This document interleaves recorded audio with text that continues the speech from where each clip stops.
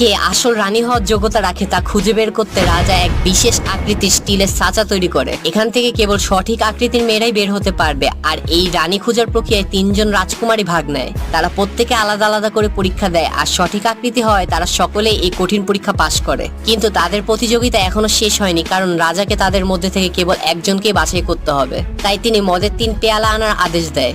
যখন রাজা 3 চাকর 3 পেয়ালা পান করে, তখন তাদের মধ্যে একজন তক্ষুনি মৃত্যুর কোলে ঢলে পড়ে, কারণ 2 পেয়ালা বাদে একটাতে মারাত্মক বিষ ছিল।